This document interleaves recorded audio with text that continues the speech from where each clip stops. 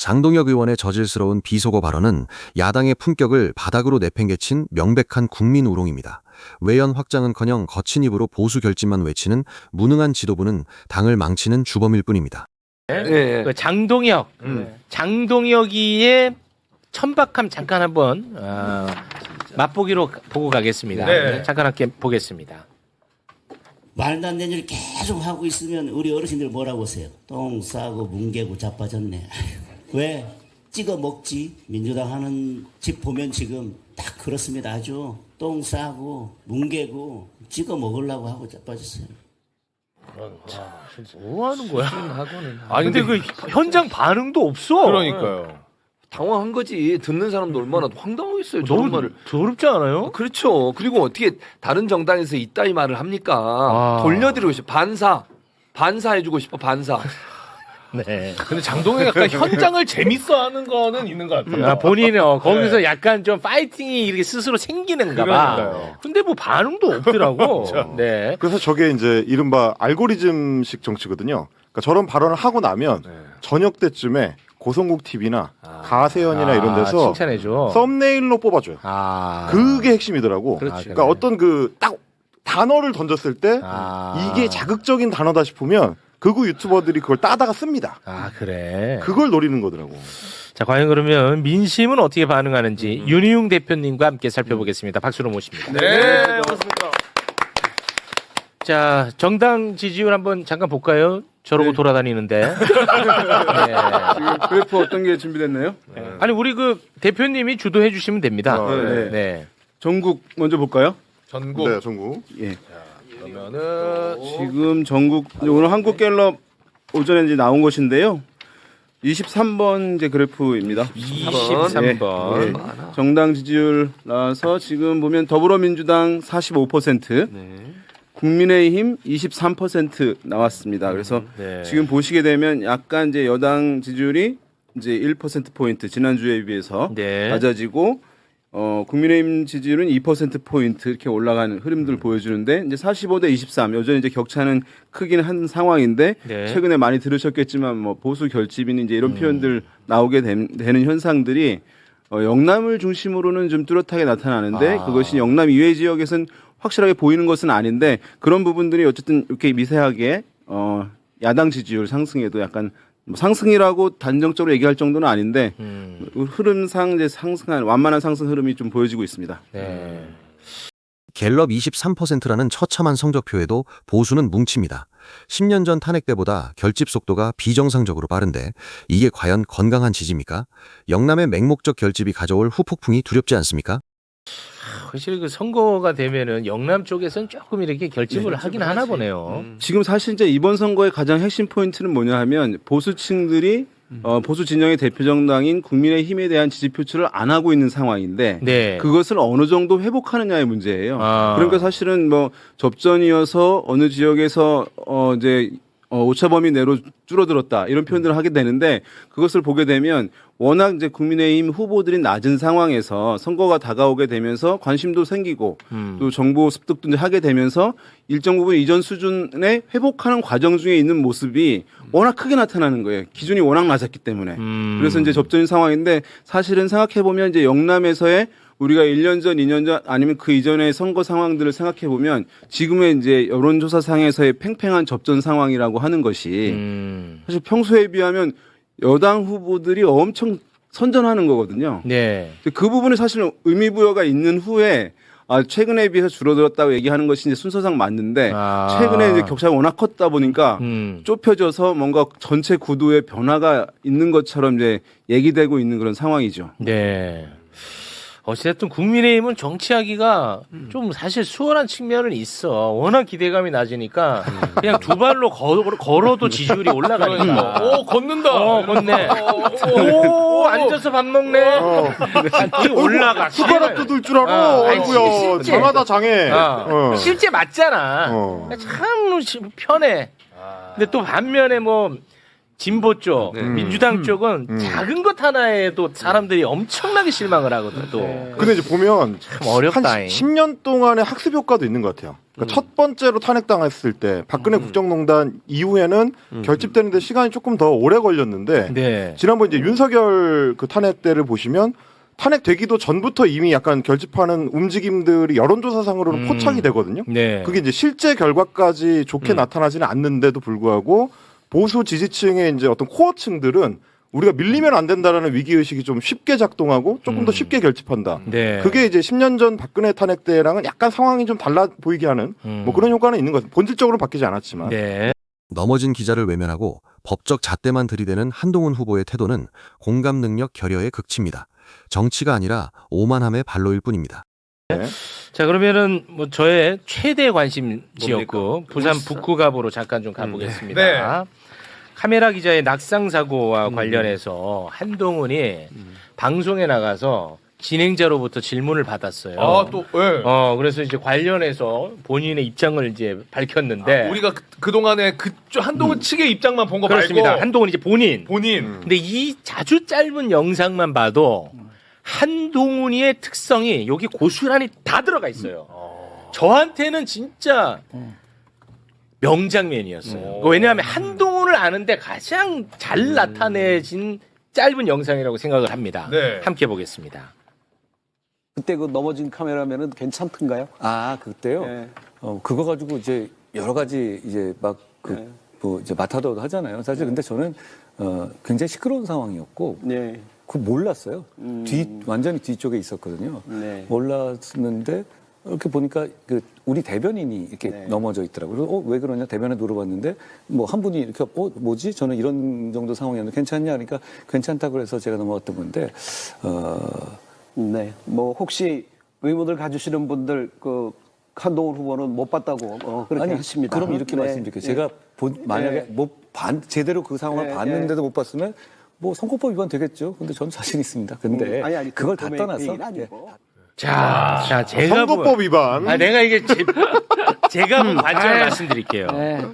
우리가 영상을 다 봤잖아. 네. 근데 대놓고 거짓말을 합니다. 우리가 다 본 것조차도 대놓고 거짓말을 해요. 그리고 바로 법 이야기를 꺼내. 왜냐? 그동안에 한동훈이한테는 이 법이라는 게 나만 지켜주는 것으로 활용됐고 언제나 자신이 있거든. 야. 자신 있다고 또 얘기를 하잖아. 그러니까요. 아무도 법 위반 이런 얘기는 안 했거든. 네. 바로 법 얘기하면서 나 자신 있다 얘기해. 모두가 다 본 것도 이렇게 대놓고 거짓말을 해. 아니 이게 그리고 와. 최고 앵커님 말씀하신 것처럼 거짓말을 하는 문제도 있지만 사고방식의 본질 문제인 것 같아요. 우리가 지금 문제 제기를 하는 거는 왜 사람이 넘어졌는데 가서 일으켜 세우려거나 걱정하는 어떤 자연스러운 반응이 나오지 않느냐 그걸 그렇죠. 물어보는 거잖아요. 예. 근데 이제 한동훈 후보의 답변은 그게 불법이냐? 이런 얘기요. 그러니까. 아니 우리가 불법이라서 얘기할 게 아니라 그렇습니다. 사람이 넘어지면 원래 살펴보는 게 인지상정이다. 예. 왜 안 그랬느냐 이렇게 물어봤는데 그게 불법이냐고 나랑 한번 법으로 다퉈볼래? 아니 누가 그걸 물어봤어요? 본인은 또 자신 있다잖아. 근데 그것을 아. 넘어서 가지고 한동훈 캠프 측은 여기에 대해서 모두가 일괄적으로 대응하는 메시지가 있습니다. 법적 대응한다. 맞아요. 아니면 아닌 거 김인 거 그걸 보는 시민들이나 유권자들이 판단을 하는 건데. 그렇습니다. 거기에 대해서 논하는 것 자체를 책임질 수 있냐? 법적 대응한다. 그러니까. 이거야말로 재갈 물리려고 하는 거 아닙니까? 맞습니다. 아니 근데 나는 이게 너무 무섭다는 거야. 전 국민이 다 본 거고 명확한 영상이 있는데도 이렇게 대놓고 거짓말을 해버리잖아. 근데 우리가 확인하지 않은 거를 그럼 얼마나 더 이렇게 하겠냐. 이거는 난 두려움이 있습니다. 근데 교묘하게 아니 대변인이 넘어져 있길래 들었어요. 그러니까 아예 못 봤는데요는 또 안 되니까 뭐 대변인이 넘어져 있길래. 그러니까 내 시야에서 넘어진 기자까지는 안 보이고 예. 그 옆에 있는 대변인까지만 살짝 걸쳐서 보였다. 와 진짜 교활한 느낌이다. 아니 대변이 넘어졌어도 그냥 거기 쓱 보고 괜찮냐? 그러면서 그냥 있으니까. 이게 제가 제 눈으로 봤을 때는 말을 안 해요. 그러니까. 네, 말을 그렇죠. 안 네, 해요. 말을 안 해요. 대변인이 아니면 넘어졌어도 눈으로 물어본 거지 눈으로. 괜찮아? 그러니까 대변인이 넘어졌다도 가서 괜찮냐고 물어보고 하는 게 네. 사람이 도리 아닙니까? 도리보다는 자연스럽죠. 그게. 그렇죠. 근데 그걸 해명이라고 하고 있냐는 거예요 지금. 그게 많이 긁힌 거야 지금. 본인도 제가 봤을 때는 안 뜨끔한 거야. 뜨끔해요? 뜨끔한 거지. 그러니까 평소에 그런 본인의 모습이 드러나서 커질 것 같으니까 법적 대응한다고 이렇게 엄포를 놓는 거죠. 그렇습니다. 법으로 따져보자 이러는데 아니 왜 법으로 따지냐고요. 인성 논란이 불거진 가운데 부산 북구갑 수치는 인상적입니다. 하정우 39%, 한동훈 29%, 박민식 21%라는 결과가 나왔는데 보수 진영의 두 후보는 과연 단일화를 할 수 있을까요? 참 대단합니다. 네. 그럼 민심은 좀 어떻습니까? 북구가. 네, 지금 뉴스원이 한국 갤럽에 의뢰해서 나온 조사가 있는데요. 3자 있는 조사 대결에서 25번. 민주당 25번 그래프입니다. 민주당 하정우 39, 국민의힘 박민식 21, 무소속 한동훈 29 이렇게 이제 나오고 있고 이제 오른쪽에 보이는 이제 그래프 같은 경우에는 양자 대결을 상정해서 봤는데 하정우 박민식 대결에서는 하정우 50, 박민식 37, 하정우 한동훈은 하정우 46, 한동훈 40 격차가 이제 박민식보다는 약간 적게 나오는 흐름들이 보여지고 있습니다. 한동훈 왜 좋아하는 건데? 아니 좀 나를 좀 설득 좀 해줘. 왜 좋아하는 거야 한동훈? 그러니까 근데 그거를 보죠. 윤희용 대표 나오셨으니까 저도 말씀을 좀 여쭤보고 싶은 게 일단 여론조사가 부산 북갑에 너무 많이 돌아가요. 너무 많이 돌아가면 유권자들도 저기가 이제 12만 단위의 유권자가 있는 이제 작은 지역구인데 거기서 여론조사에 응답하는 사람은 되게 정해져 있을 거거든요. 여론조사 응답 안 하는 사람은 끝까지 응답을 안 해요. 네, 맞아요. 근데 하는 사람한테는 계속 돌아가. 그러면 여기가 여론의 주목을 많이 받는다는 걸 알고 있기 때문에 한동훈 지지층처럼 이렇게 결집이 잘 되는 유형의 굉장히 좀 단단한 지지층 같은 경우는 훈련이 굉장히 잘 되는 거예요. 하면 할수록 응답률이 높아지고 하면 할수록 더 많은 응답을 할 수 있는 약간 좀 테스트가 된다고 할까? 그러다 보니까 이제 응집도가 조금 더 강해지는 느낌? 그래서 지금 보시면 전체적으로는 합치잖아요. 그러면 6대4 정도로 하정우 후보가 보수 후보들한테 밀리는 것처럼 보여. 합치면. 보수 후보를 합치면. 단순 계산하자면. 근데 실제 유권자 집단은 그렇게 구성이 안 돼 있을 거거든요. 네. 그러면 거꾸로 생각하면 지금 이제 부산 북각 같은 경우는 여론의 주목의 포인트가 보수 쪽에 많이 가 있다 보니까 보수 지지층이 조금 빨리 결집이 이루어지고 훈련이 많이 돼 있다. 그래서 지금 나타나는 여론조사의 결과가 온전히 이제 투표장에서의 결과하고는 조금 차이가 있을 수 있다. 네. 그리고 이제 민주당 지지층도 이제 조금씩 활성화가 될 거기 때문에 그래요? 다음 주부터는 조금씩 다를 수 있다. 네. 뭐 그런 말씀이죠. 보게 되면 이제 하정우 후보가 초반에는 30% 초중반 때 이제 나오는 조사들 많이 있었거든요. 3자 대결에서. 지금 보면 이제 40% 넘나드는 조사들 나오고 있기 때문에 이렇게 되면 말씀하신 대로 이제 뭐 민주당 지지자들 또는 진보 층들 또는 전재수 후보를 좀 좋아하는 분들의 표를 흡수하고 있는 것들이 이제 보여지는 상황이에요. 그래서 이제 이게 말씀 많이 드렸지만 한쪽 진영에 이제 절반 갖고 싸움하는 것이거든요. 그래서 아마도 제가 봤을 때 이 지역에서 전재수 후보의 부산시장 선호도 하면 이제 절반이 넘어가는 조사들 많이 있거든요. 그 정도의 룸은 아직 남아 있는 거라고 볼 수가 있을 것 같아요. 앞으로 캠페인에 따라서 지금은 이제 온지 사실은 며칠 안 돼 있는 상황이거든요. 반면에 이제 보수 후보들 보게 되면 어쨌든 여기도 한 50%를 둘이 나눠 갖는 거예요. 그래서 시소같이 이제 한 명 올라가면 내려가고 할 수밖에 없어서 보시게 되면 어떤 처음에는 두 명의 후보가 박민식, 한동훈 후보가 20% 중반대 비슷한 때가 이제 있었어요. 그러니까 한동훈 후보가 좀 올라가다 보니까 박민식 후보는 20% 내외로 이제 떨어지게 되는 조사들이 많이 나오게 되는 것이니까 이 얘기는 뭐냐 하면 여기도 이제 파이가 정해져 있는 거예요. 파이가 한 50% 정도 또는 50% 약간 넘는 수준으로 정해져 있는 것을 그 안에서 나눠 갖는 것이기 때문에 여기서 이제 이런 경우에 단일화 얘기를 많이 하잖아요. 단일화하고 싶은 사람은 상대 비판을 못 해요. 대상이 돼야 되니까. 네, 근데 또 딜레마는 뭐냐면 상대 쪽을 이렇게 이제 깎아내리지 않으면 지지율이 내려가지 않으면 자기 지지율이 안 올라가는 거예요. 이제 그 딜레마 상황에 이제 빠질 수 있는 상황이긴 한데 지금 보면 어쨌든 이제 이 전화조사라는 것들 있고 ARS 조사가 있잖아요. 그럼 이제 ARS 조사에서 한동훈 후보가 이제 좀 덜 나오고 사람 면접원이 하는 조사에서 좀 더 나오는 경향이 있어요. 그러면 그거는 이제 정치에 관심도가 떨어지는 분들은 인물에 대한 지명도를 더 중요시 생각하기 때문에 거기서 좀 더 높게 나오는 현상이 이제 이 조사에서도 좀 보인다고 할 수가 있겠고 그래서 이제 두 명의 보수 후보들 중에서는 뭐 약간의 이제 박민식 후보보다는 한동훈 후보의 지명도가 이 지역에서 지금 좀 조금씩 먹힌 부분은 있다고 보는 게 맞을 것 같아요. 언론 노출이 워낙 많아지니까. 그렇죠. 지금 그리고 또 워낙 고문 혐의자가 또 이제 회장 맞다 보니까 워낙 이후에는 유명해졌어. 박민식 후보가 이제 그런 뭐 중앙당 지도부의 지원을 받아서 뒷심을 과연 이제 어느 정도 보일 것이냐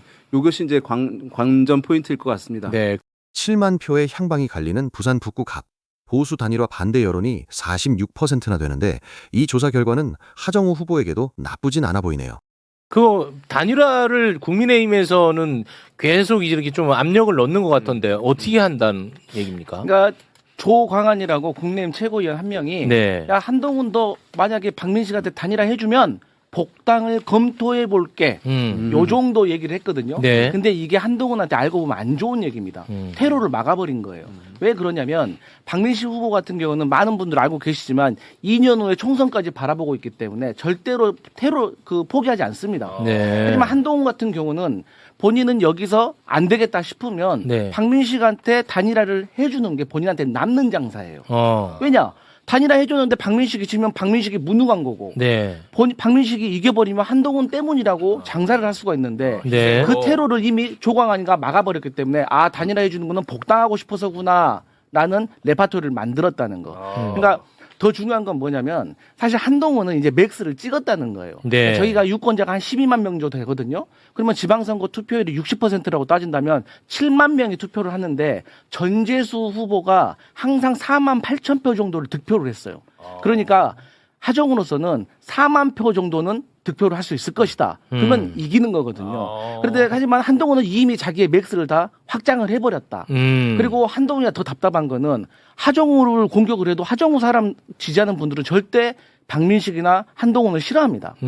근데 박민식을 공격을 하자니 이게 자기한테 표현에 별로 도움이 안 되는 거예요. 네. 그러니까 이제 더 이상 공격할 거리도 없고 확장은 되었기 때문에 답답한 상황일 것이다. 지금 이제 그 강선미 부대변인 말씀하신 게 되게 이제 중요한 게 뭐냐면 상단에 막혔다라는 얘기거든요. 한동훈 후보 입장에서는 사실은 더 끌어올려서 1등이 나오는 여론조사가 있었어야지만 이 단일화 문제에서 이제 주도권을 가져갈 수 있는데 2등, 3등을 박민식하고 엎치락뒤치락 하다가 후보 그 등록 기간이 끝나버렸잖아요. 이제 내일부터는 이제 본선거 기간 시작이거든요. 네. 그러면 후보로서의 막강한 압도적인 어떤 경쟁력을 못 보여준 상태에서 상단이 막혔고 그러고 났더니 국민의힘 쪽에서 먼저 단일화 얘기를 쓱 흘리기 시작합니다. 그럼 이제 이제부터는 어떻게 되는 거냐면 어차피 둘이 단일화를 못하면 하정우를 못 이긴다는 게 구도상 확보가 돼 있는 상태이기 때문에 국민의힘은 그냥 말려주기로 들어갑니다.